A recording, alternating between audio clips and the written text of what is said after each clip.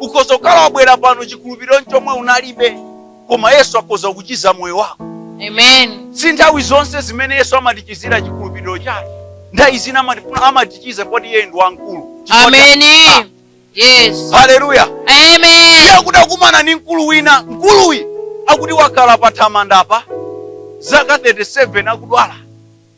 Ndi akuti ena amati ngelo akabwera kuzavundula, ena amatani amampitirira. Zoyeza kuti chimene amachita anthu enawo, chimene samachita yeye kunali kuima.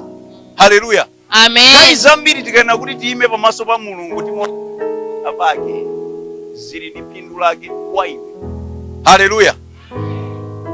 Akuti chimene chimamuvuta mkuluyi, akuti analibe munthu otanda anyamule, koma panali anzake ena akayakayapo.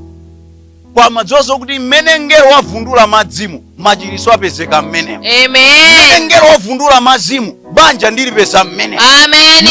Wavundula mazimu, zachuma zipeza mmene. Amen. Iwe vuto lako ndi chani limene likubweresa malo. Haleluya. Amen. Utaukonda moyo wako, akati ni nthawi yolambira, iwe imika manja mwawo. Yes. Haleluya. Amen. Kodi nthawi zina ndimene mwapeza kuti nthawi yolambira ndimene nakuteretso.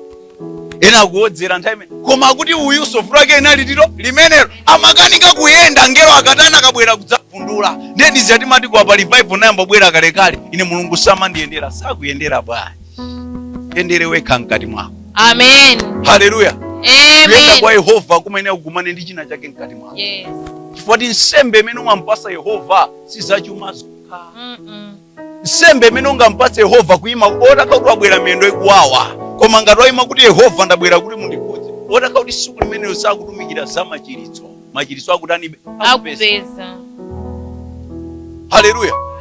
Pali anthu pano atipezapo na kuti abusa ndi mafupa mundipempherere, ine nabwera munthu kudwala, ndiye timafusa kuti ukumva munthu, ayi sindikumva, achira nthawi imene uthenga umatumikiridwa, koma uthenga sunali kukhuzana ni munthu wawo. Amen. Zoyeza kuti amene amachiza ndi Yehova wamkulu. Yes. Amene amaona zamkati mwako zimene zakubweresa pano ndi Yehova wamkulu. Amen. Chifukwa kina kuti ukhoza kukhala chikhulupiriro ulibe za nyengo zako, kuti nyengo zako kuziona kuti nzouma zakufa, koma Yehova akuona. Olo chiyembekezo taka kuti ulibe nthawi imeneyo, chikhulupiriro ulibe nthawi imeneyo, zonse zafa mwa iweyo, koma Yehova ali ndi njira yake imene amakudzirana. Amen.